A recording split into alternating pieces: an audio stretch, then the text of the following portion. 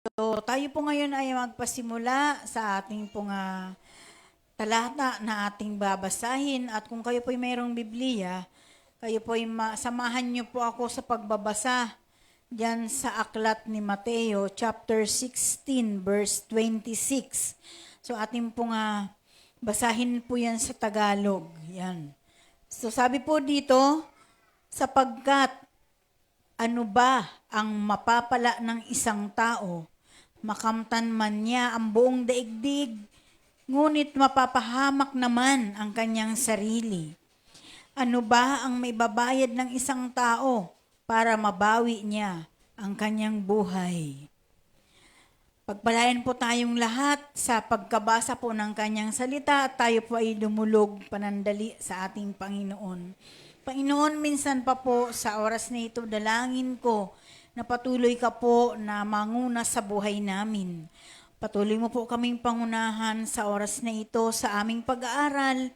Muli po ay pagkaluban mo po kami ng maliwanag na kaisipan, maliwanag na paningin upang makita namin ang tunay na pananaw ng buhay na tinatahak namin. Lord, pagkalaban mo rin po kami ng karunungan sapagkat sabi nga mo sa iyong mga salita sa aklat ng Santiago, kung kami ay salat sa karunungan, kami ay lumapit sa iyo at humingi sapagkat napakasagana mong magbigay. Lord, sa mga oras na ito, hindi namin kinikilala na kami ay marurunong. Bagkos lahat kami na naririto ngayon, kinikilala namin na kulang kami sa karunungan kung kaya amin pong hinihiling sa pamamagitan ng banal na lingkod na si Jesus na kami iyong pagpalain. Pagpalain mo kami ng pagkaunawa. Pagpalain mo kami ng maliwanag na paningin at ang bawat puso namin, Panginoon. Hawakan mo po ito at patuloy mo itong i-connect sa iyo. Salamat po, Diyos, sa pagkakataong ito naway mapaluguran ka po namin sa aming pagsunod, sa aming paglilingkod, sa aming patuloy na pagsasabuhay sa bawat salita mo na aming napapakinggan. Salamat po, Ama. Ito po ang aming samot dalangin sa pamamagitan ng anak na si Jesus. Lahat po na anak ng Diyos ay magsabi po ng Amen. Palakpakan nga po natin ang ating Panginoon. Praise the Lord. So, katulad po ng ating pong binasa at katulad ng ating pinag-aaralan, magpasimula pa kanina, ang salita po ng Diyos na ating pong napakinggan, ito po ay nagsasabi na patungkol sa isang kaluluwa. This is about a single soul is worth more than the entire world, and no amount of earthly wealth can be exchanged for it. So, isang ang ating pong pag-aaralan ngayon ay patungkol po sa kung gaano po ang halaga ng ating mga kaluluwa sa harapan ng Diyos. Amen. So sabi nga, ito ay mayroong mas malaking halaga ikumpara natin sa lahat ng bagay sa ibabaw ng mundo o sa lahat ng mundo. Walang halaga na ito ay mapantayan kahit nakayamanan man sa buong mundong ito. Kaya palagahan po natin yung ating mga kaluluwa sa harapan ng Diyos. Kaya nga ito po ay malalim na pagtawag sa atin ng Panginoon na dapat po nating i-evaluate o suriin yung ating mga priority sa buhay na ito na nilalakaran natin. So, sa bawat sitwasyon ng buhay natin sa mundong ito ay, sabi nga, pag tayo ay na-focus sa mga makamundo na mga gawain, sa mga makamundo na kasiyahan, sabi nga, ang lahat ng ito ay mga temporary or temporal na value ng worldly na success natin, na kung saan ikumpara ito dito sa ating buhay na kung saan buhay nahahantong sa langit. So nais po ng Panginoon na tayo ay patuloy na magsuri sa bawat sitwasyon ng buhay natin. Kung nakaugnay pa ba ang nilalakaran nating buhay sa layunin ng Diyos para sa atin. O tayo ay lumalakad na walang direksyon na ang hahantungan ay kawalang hanggang kapahamakan. So sa ating pong mensahe po ngayon ay mayroon po tayong 3 bagay na dapat nating malaman. So sa bawat himaymay ng mga bagay nito na nakita natin sa mga talatang ito ay maggagabay sa atin sa tamang pagpili, sa tamang pagsuri, at sa tamang nating lakaran. Amen. So una po ay dapat po nating makita na sa mundong ito ay isa lamang na ilusyon. Mayroon ang mga tao. Ibig sabihin, pag sinabing ilusyon, ay yung guni-guni ng mundo. Mayroong guni-guni, mayroong mga haka-haka. So pag-aaralan po natin, ano ba ang haka-haka ng mundo? Pangalawa, yung ito na nga po yung walang hanggang pagpapahalaga sa ating mga kaluluwa or priceless soul. Ibig sabihin kung gaano tayo binalyud ng Panginoon, pinahalagahan upang makita lamang natin ang tunay na dahilan kung bakit niya tayo nilikha sa mundong ito. Ang pangatlong bagay, ito po yung pangwalang hanggan na kapalit or eternal na exchange sa buhay na ito na ating nilalakaran. So una, ating pong pag-aralan yung patungkol po sa illusion. Sabi nga, the illusion of the world that gaining the whole world in this place. Sabi dito, makamtan ang buong sanlibutan. Sabi sa 1626, di ba? Sabi dito, ang resulta ng consequence ng kawalan natin ng pagpapahalaga sa ating mga kaluluwa ay saan ito mapupunta? Doon sa kawalang hanggang kapahamakan. So it says that the result or consequence of this is losing or forfeiting one's soul. So kapag tayo'y nabuhay sa ilusyon ng mundo, ang resulta po nito ay consequence na kung saan ito yung pagkawala ng ating mga kaluluwa at mapunta ito doon sa kapahamakan. So, sabi nga, kung ating pong babalikan, ang mundo ay ito yung ating daigdig na kung saan it represents fleshly desires, temporal success, prestige, and material accumulation. So, ang inire-represent ng mundo ngayon ay yung mga makamundong pagnanasa, mga pansamantalang tagumpay. At sabi nga ito yung kanilang yung ang pag-iimbak ng material na bagay, material accumulation. Ito ang represent sa atin ng mundo sa kapanahunan natin ngayon. So kung mapapansin natin, maraming mga alok ang mundo sa bawat isa. Kahit na mga Kristiyano ay minsan hindi nakakapanagumpay. Sabi nga sa mundong ito ay maraming mga tukso na dapat natin na isipin muna bago natin ito ay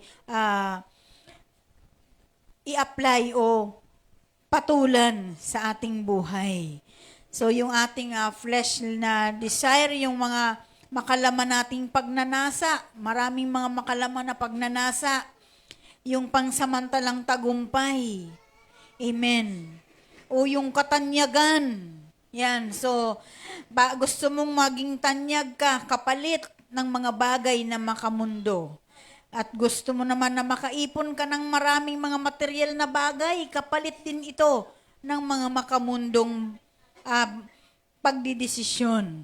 So, lagi nating tatandaan na sa kabila nito, alalahanin natin yung mapanlin lang na pagmamay-ari or yung deception of ownership na minsan akala natin kumot tagumpay na tayo, kumot marami na tayong ipon, ay atin na yun. Amen po ba?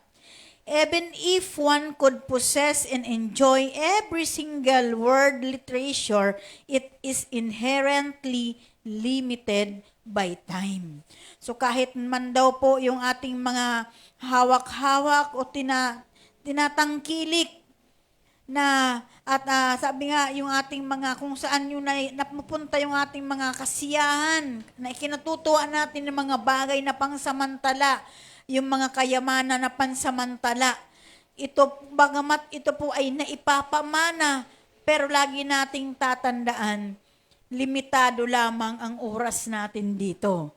Kahit na ito ay namana natin. Kahit na tayo ay nagmana ng limpak-limpak na salapi, ito din ay pansamantala lamang natin na mahahawakan. Amen po ba? At makikita natin dito, ano ba yung mangyayari? Yung kasamaan na nakaabang sa atin sa mga panahon na malinlang tayo sa lahat ng mga pagmamay-ari na ito sa pansamantalang mga bagay. And Jesus warns that pursuing worldly gain at the expense of one's spiritual wealth ultimately leads to a net loss. So, ibig sabihin, ang Diyos o ang ating Panginoong Jesucristo ay binigyan niya na tayo ng babala, pinaalalahanan na tayo na kapag nagpatuloy tayo sa mga makamundo o mga pansamantalang kaginhawaan o kapakanan. Amen. At hindi natin mabigyan ng pansin yung mga bagay na espiritual, mga bagay na kayamanan. Ito ay magdadala sa atin sa malaking kawalan. Amen po ba? So, ito po ang paalala sa atin ng Panginoon. Pag sinabing net yung kabuuan, di ba mayroong net income? Pag sinabing net income, yung kabuuan ng kita natin. Ito naman, sabi ni Jesus Christ, kapag nagpatuloy kayo sa mga makamundo na gain sa buhay nyo, at hindi nyo binigyan ng pagpapala yung mga spiritual na kayamanan na mayroon kayo, ito'y magdudulot sa inyo o magdadala sa inyo sa kabuuan ng pagkapahamak. Amen. So gaining everything the world offers, but losing your soul is the worst bad business deed you could ever deal.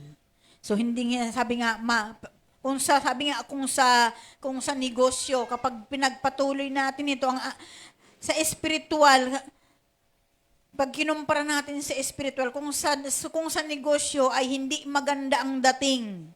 Amen. Sa ating espiritual na aspeto sa buhay ay hindi rin magandang usapin. Amen po ba? May nawaan po ba tayo?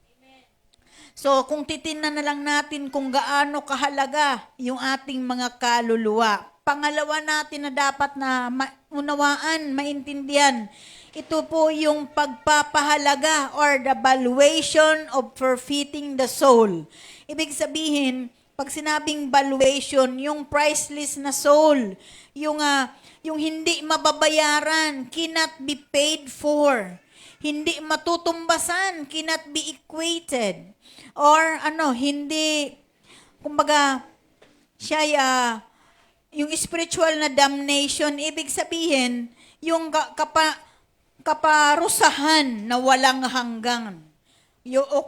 Yung kaparusahang walang hanggan, ito yung magdudulot sa atin sa bawat kaligtasan ng isang tao kapag hindi natin ito binigyan ng kahalagahan.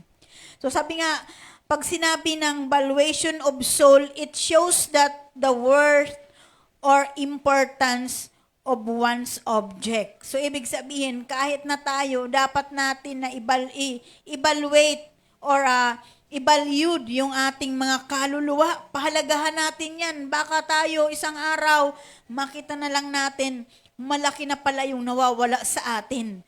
Kasi naligaw na yung ating direksyon. Hindi na patungo sa tunay na direksyon, kundi patungo na doon sa kapahamakan. Amen. So, the image of God. So, makikita natin pagdating sa pagpapahalaga, yung kawangis tayo ng ating Panginoon, ano ba yung imahe ng Diyos sa atin? Bakit ba ang Diyos ay patuloy na nagpapahalaga sa bawat isa sa atin? Dapat isa ito sa makita natin yung larawan ng Panginoon. Sabi nga dito, the soul is the immaterial eternal part of humanity that link us directly to our Creator. So ang kaluluwa ay hindi material, hindi na ito material na bagay.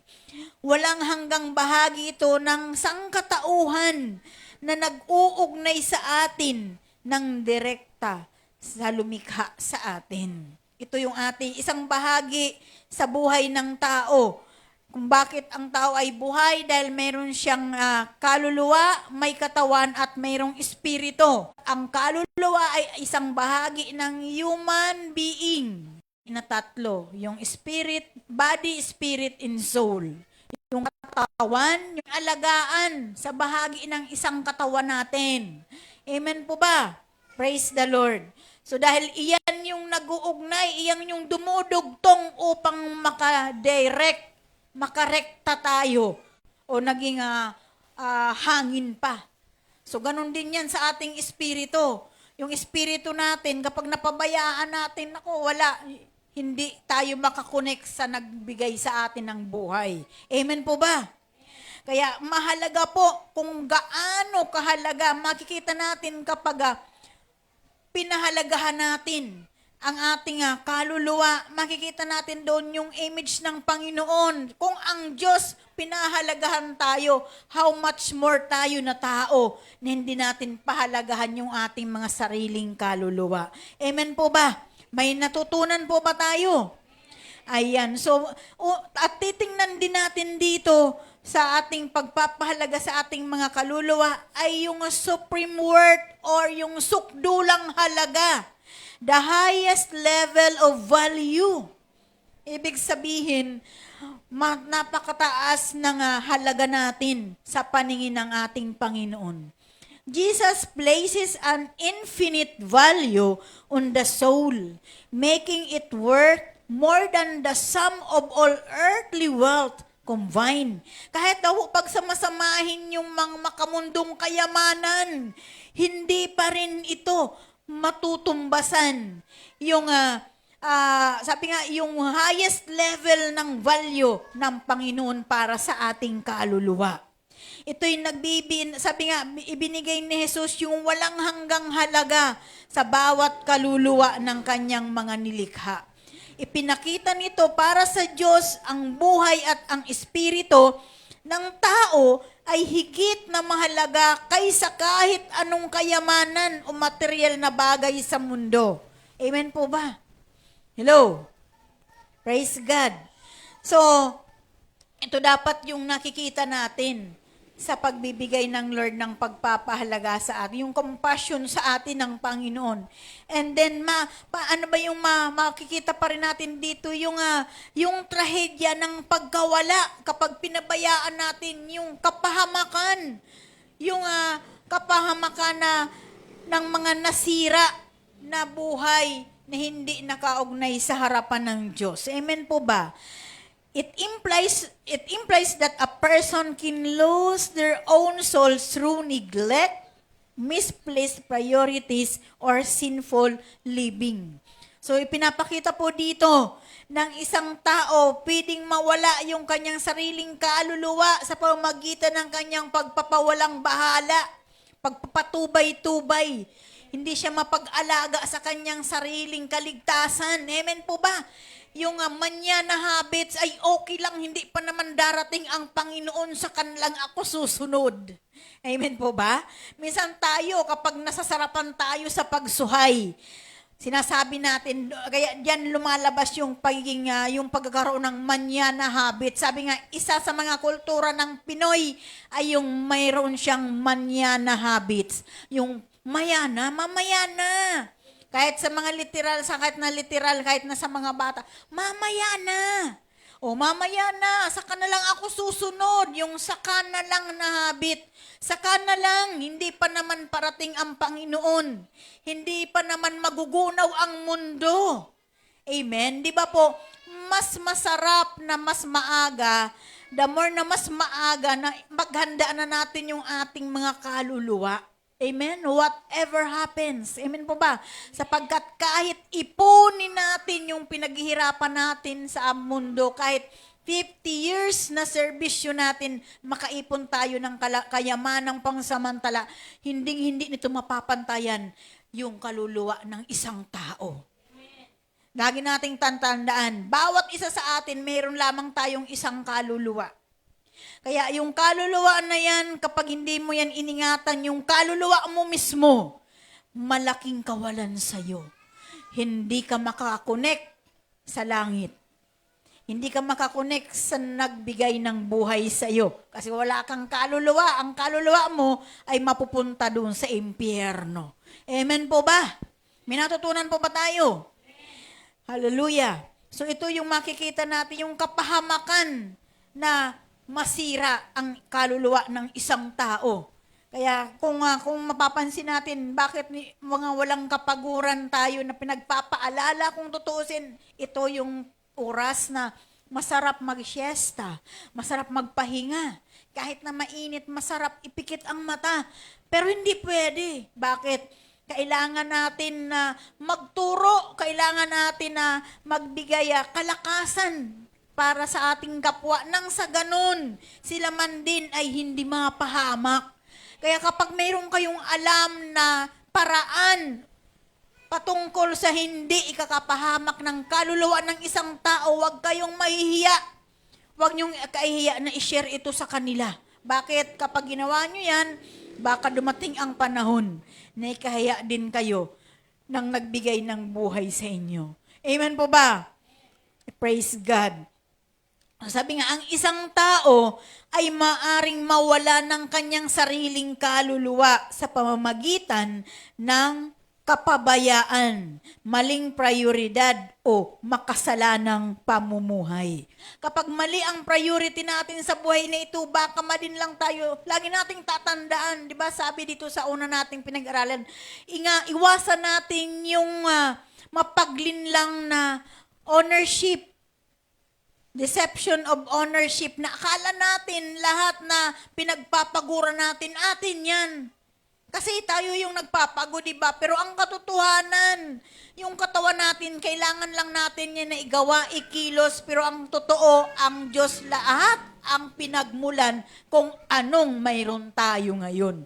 Kaya sabi nga, ingatan natin yung ating yung panlilin lang ng pagiging pagmamay-ari. Amen. So, lagi nating ingatan yan ako. Kahit na iyo yan, kahit na sobrang laki ng business mo, lagi nating ingatan yung lagi mong aangkinin na iyo yan. Kapag sinabi mo, ay akin yan, ay matutuwa tayo, di ba? Let's say, sa maliit na lang na tindahan. Kapag marami tayong benta, sobrang tuwa natin. Sino dito yung may mga tindahan? Di ba natutuwa tayo? Hindi po masama yon, pero ingatan pa rin natin yung panlilin lang na aangkinin mo yan. Amen po ba? Alam niyo po, ang makakaunawa lamang nito, yung mayroong pang-unawang espiritual. Kasi kapag literal, nako, bakit mo pa kailangan ipasa sa iba? Atin naman yan.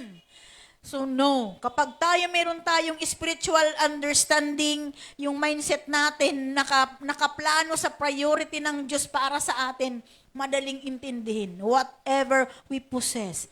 Ano man yung ating mga tinatangkilik, ano man yung ating mga source of income, mga resources na mayroon tayo, mag-ingat po tayo sa doon sa mapaglinlang na pagmamay-ari nito. Amen po ba? Yung sasabihin mo, ay akin yan. Pag mayroon nakapagawa ka ng bahay, ay akin yan lahat. Lagi nating tatandaan, sabi nga, ang Diyos ang nagbibigay sa atin. We're just using our life, yung lakas natin. Pero kapag inalisan ka ng lakas, hindi ka makagawa.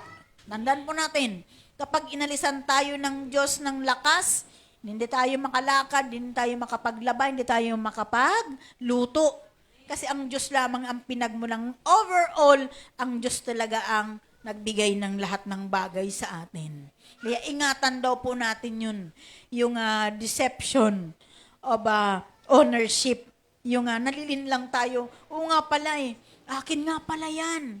'Di ba kapag mayroong mga hindi nagkakasundo na mga mag-partner, mag-asawa o couple, magkaibigan, nagbabawian. Oy, balik mo sa akin yung maginigay ko sa iyo kasi akin yan. Ganon sila. Pero alam niyo po bang katotohanan kapag mayroon tayong spiritual understanding, nagiging kawawa sila. Kasi lahat ng bagay, kahit na ikaw ang bumili niyan, ang Diyos ang nagmamay-ari niyan. Lahat tayo, pinahiram lang sa atin ng Panginoon. Ano mang mayroon tayo ngayon, all we possess. Lahat ng bagay na hawak natin, material man yan, ang Diyos ang nagmamay-ari niyan. Buhay man yan, ang Diyos ang nagmamay-ari niyan. Wala tayong may pagmamalaki. Kaya habang naintindihan pa natin na lahat na mayroon tayo, ang Diyos sa Diyos nagmula, gamitin natin ng tama. Amen? So baguhin natin yung pananaw natin, gamitin natin ng tama. Yung buhay mo, gamitin mo ng tama. Amen po ba? Huwag kang mamuhay o huwag kang mabuhay sa pakiramdam mo. O huwag kang mabuhay sa pagiging emosyonal. O huwag kang mabuhay sa buhay na gusto mo. Kundi tanungin mo ang Panginoon, Lord, ngayon na ikaw na ang driver ng buhay ko, ano po ba ang gusto mo para sa akin? At Panginoon, ito naman po yung gusto kong lakaran. Kasama ka, Panginoon. Ayaw kong lumakad mag-isa. Kasi kalimitan, ginasabi nito, ako'y pupunta sa ganito, pupunta ako doon, pupunta ako dito. Marami tayong plano, di ba? Pero lagi nating tatandaan, what if? Maraming if na dapat tayong isaalang-alang. So, hindi mo na marating yung plinano mo dahil ngayon pa lang kapag nakita ng Panginoon na taliwas sa plano niya ang mga plano natin, aalisin tayo doon ng Panginoon. Binibigyan niya ng pagkakataon. Kaya bakit yung iba ay dumaranas ng consequence? Amen po ba?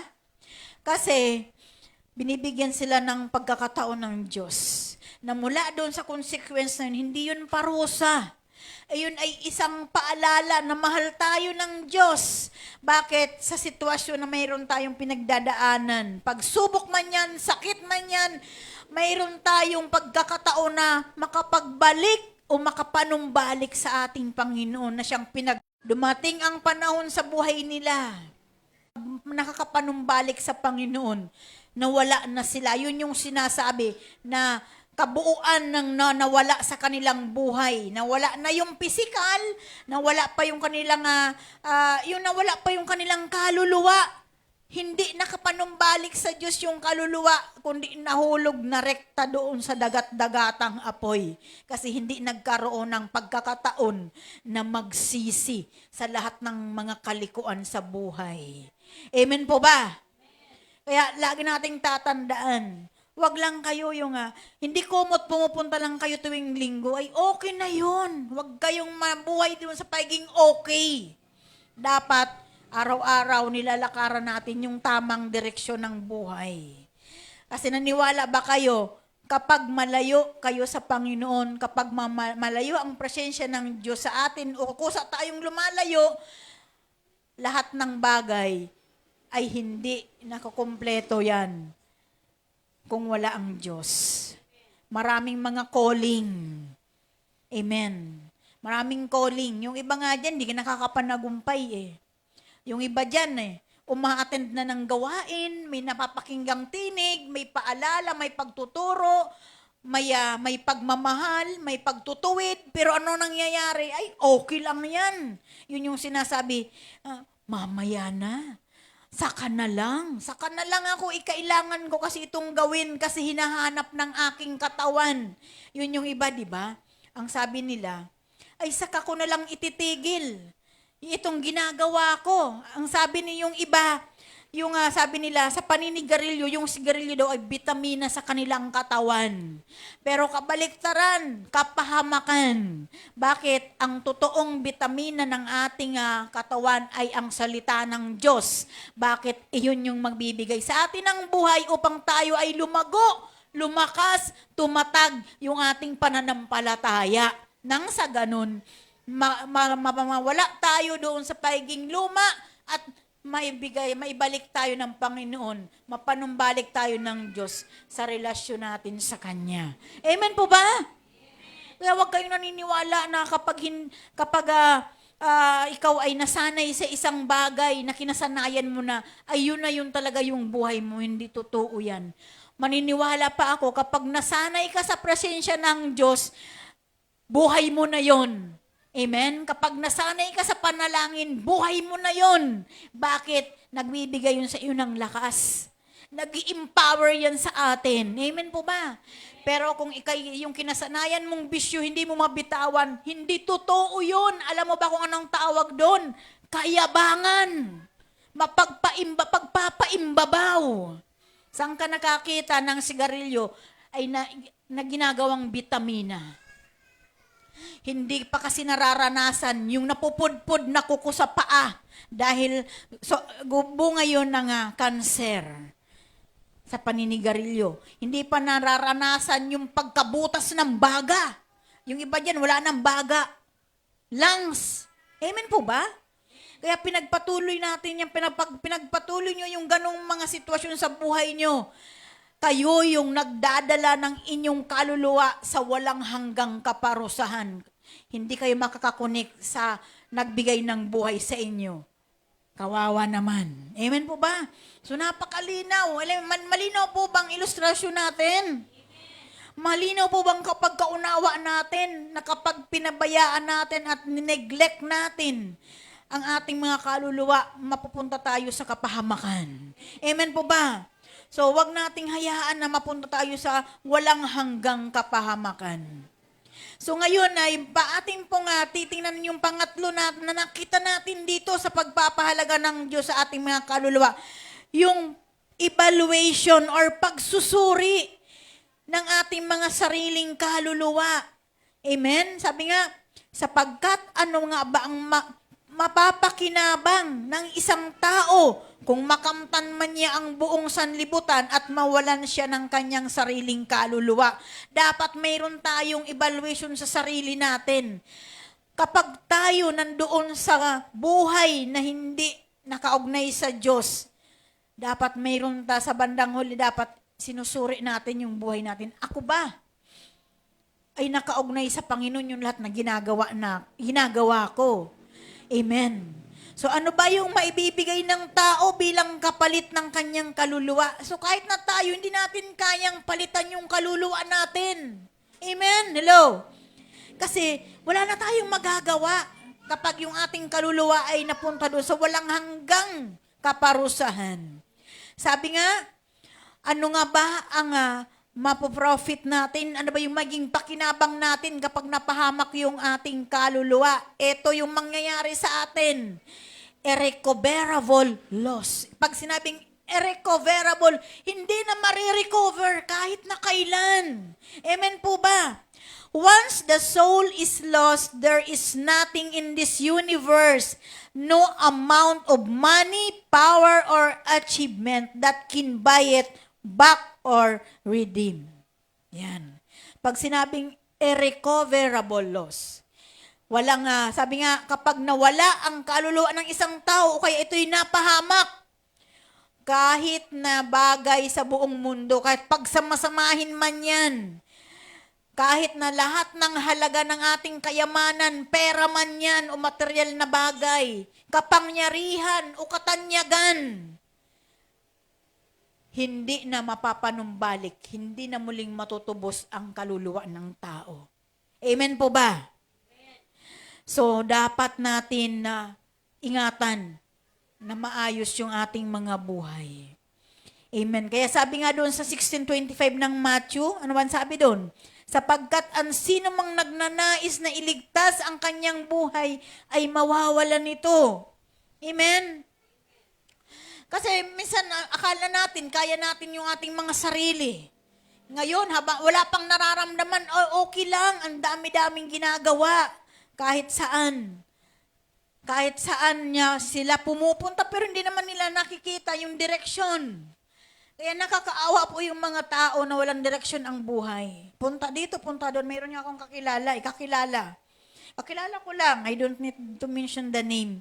So, pumunta sila doon sa isang lugar na kung saan ang ganda daw, sabi niya. Napakaganda pala, hindi lang pala sa picture, kundi sa personal. Alam niyo po ba kung ano yun? Dinadinayo nila? Isang Diyos-Diyusan. Dinayo pa, isang Diyos-Diyusan na nililok ng napakagandang babae. Pero ang katotohanan, yun lamang ay chok. Isang martilyo lang noon, durog yun. Amen po ba? Sabi niya, ay hindi lang pala maganda ka sa balita o sa larawan. Sa personal pala maganda ka. Tingnan mo yung pagkalinlang ng tao. Amen?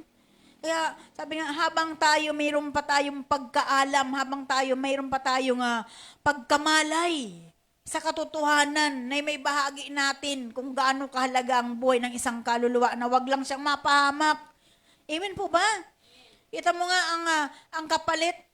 Sabi nga, yung kapalit buhay ng ating Panginoong Hesukristo. Kaya nga, lahat pag ipon-ipunin man natin yung inipon natin, pinagpagura nating yaman sa mundong ito, hinding-hindi mare-recover yung kaluluwa pag nawala ito sa atin. Amen po ba? Amen. So, Jesus states that saving our own lives leads to losing them. So, ang pagsagip sa sarili nating buhay ay umahantong sa pagkawala nito. Kaya alam niyo po ba, dito natin makikita. So sabi doon sa Matthew 16:24, di ba? Ano ba sabi doon?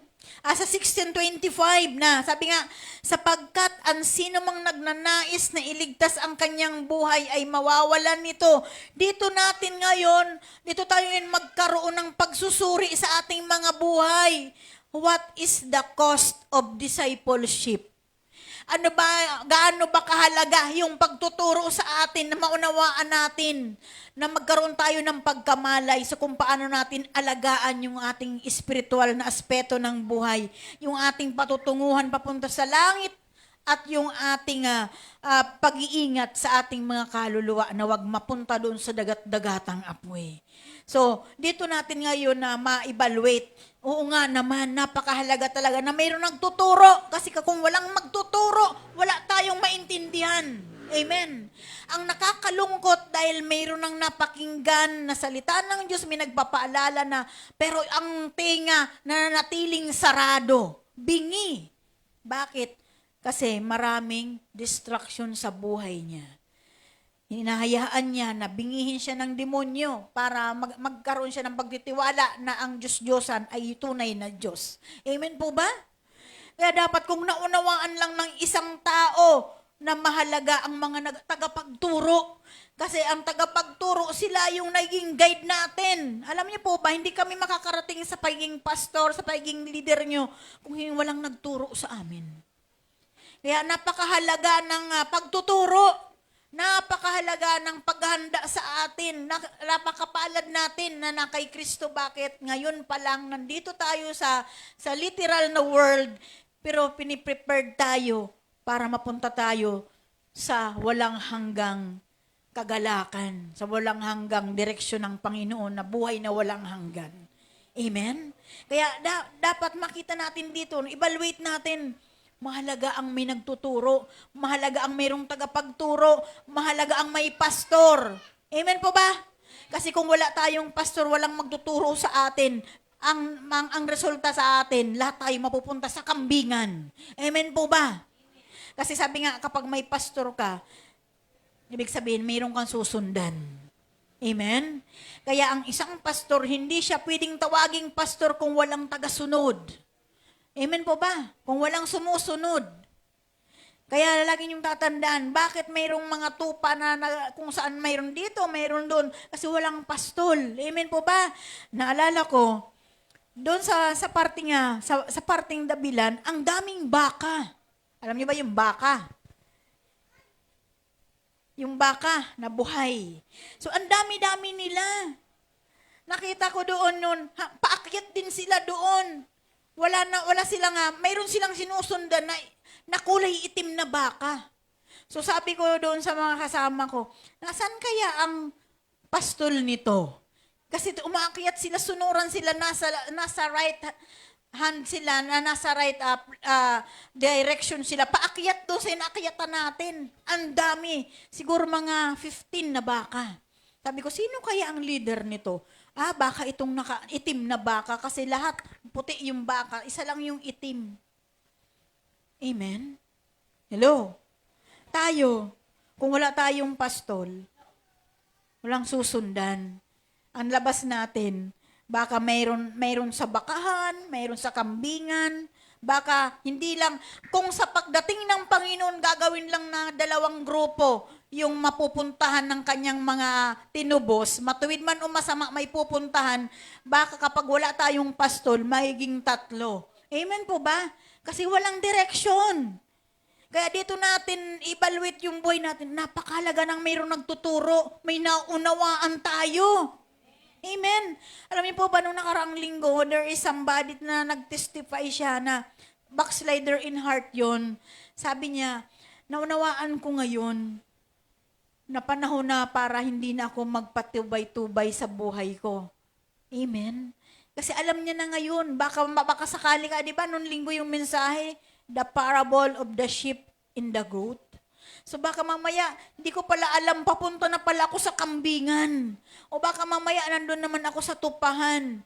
So napakahalaga ng pagtuturo. May nagtuturo sa atin. Amen po ba? True life required denying self in following Him.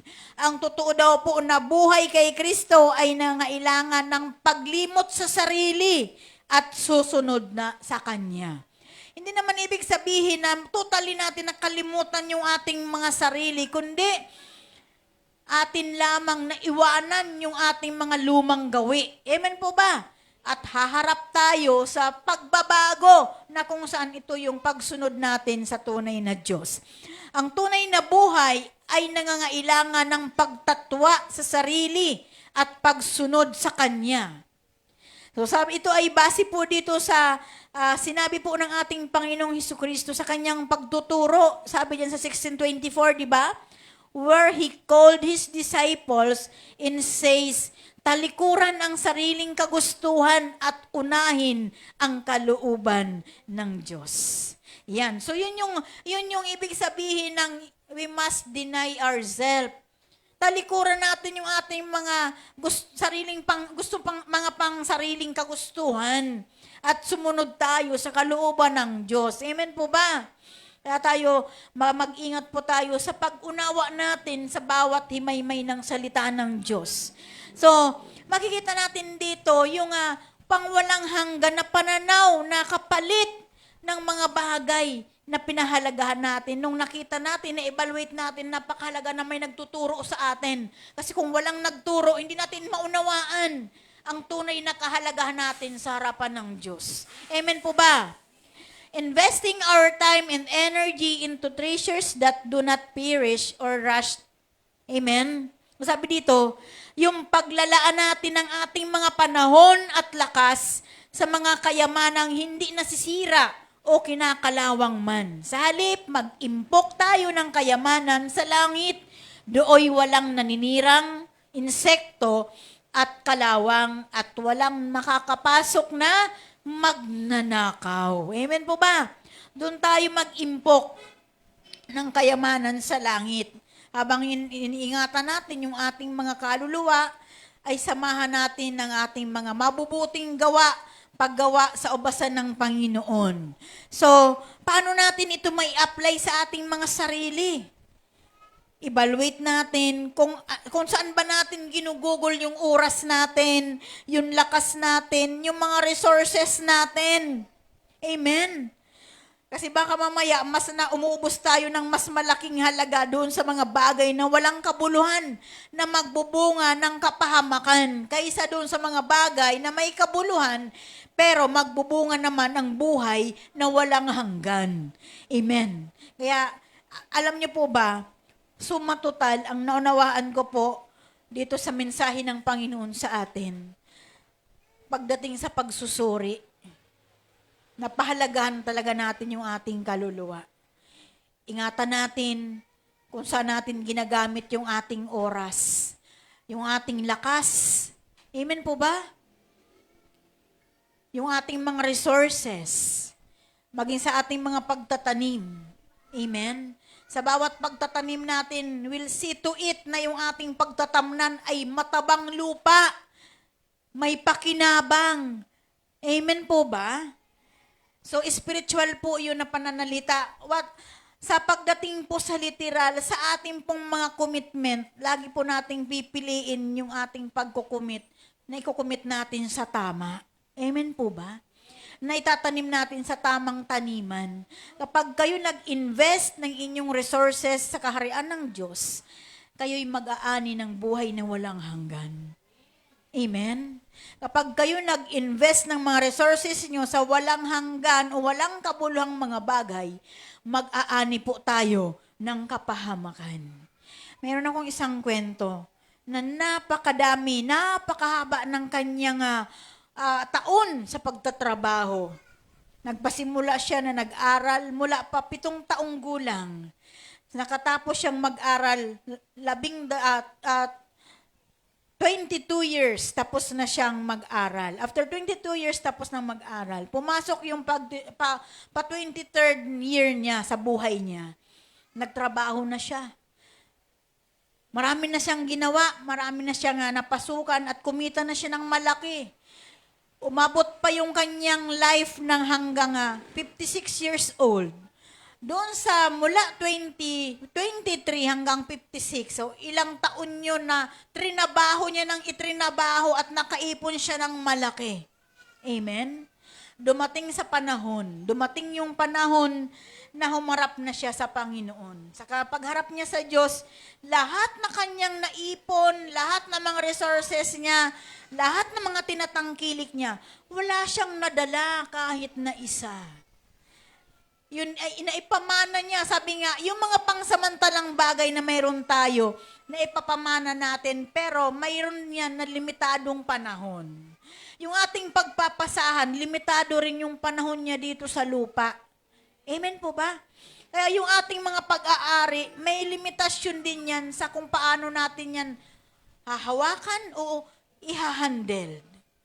Hindi natin forever na matatangkilik yung ating mga tinatangkilik. Yung ating mga resources, yung ating mga bahay, yung ating mga negosyo, hindi natin yan forever na mahahawakan. Maipapamana natin yung ating pagmamanahan ay mayroon ding limitasyon ang buhay ng pagmamamanahan natin. Katulad din yan ng insurance. Kaya nga, di ba, yung insurance, may mga insurance na makakamit lamang ng insurance holder kapag wala na siya. Kasi inheritance na insurance nga yun.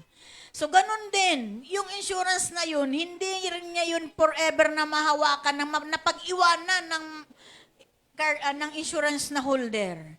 Bakit? Lahat ng bagay na temporary sa mundong ito ay may limitasyon. Pero yung buhay natin na nakaugnay sa Diyos ay walang limitasyon. Dahil habang buhay tayong mabubuhay. At yung pagmamanahan natin ng buhay na ito na binago mula kay Kristo ay habang buhay din siya, habang siya may pagmamanahan din. Ano yung ipapamana natin? Yung ating pananampalataya at pagsunod. Amen po ba? Kaya matuto tayong mag-evaluate sa lahat na mayroon tayo ngayon. Ingatan natin kung paano natin i-handle yung mga bagay na pansamantalang ipinagkatiwala sa atin ng Diyos. Dahil lahat na mayroon tayo ngayon, ay may limitasyon lamang ang pagmay-ari natin. Amen po ba? Salamat sa ating Panginoon. So wala tayong ibang gagawin ngayon, kundi ang ibigay natin yung ating kabuuan, yung buhay natin sa Panginoon. Hayaan natin na ang Diyos ang magpatuloy ng kanyang plano para sa atin papunta doon sa pagpapamanahan natin. Amen po ba? Salamat po sa Panginoon. At ito po ang tanong ko po sa inyo ngayon. What are we living for? Amen ba? Para ano ba tayo? Para mabuhay. At para kanino ba tayo nabubuhay? Ano ba yung silbi natin para tayo ay mabuhay pa? Amen po ba? Father God in heaven, We thank you for all the things you have done for us. Salamat po, Panginoon, sapagkat marami ka pong bagay na ginawa para sa amin na never namin na masuklian kahit na ipunin pa yung aming mga kayamanan dito sa lupa. Salamat po sa kaligtasan na ibinigay mo po sa amin. Thank you, Lord, for redeeming us through your blood.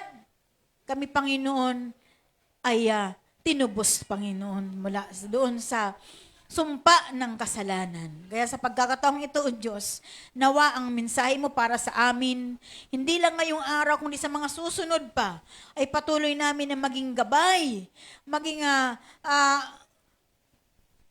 anchor namin, Panginoon, upang mapanghawakan namin yung pananampalataya na nagmumula sa iyo at ma-inherit na ito ng aming mga mahal sa buhay at may transfer namin yung kayamanang hindi nasisira sa mga pamilya namin, O Diyos. Salamat po, Ama, sa pagkakataong ito for using my life as a vessel of your word and using our strength for your glory alone. Salamat po, Panginoon. Wala kang katulad. Napakabuti mo. Kaya naman ang lahat ng ito'y ibinabalik ko sa iyo. Sa pangalan ng banal na lingkod na si Jesucristo. Everybody says, Amen. Praise God.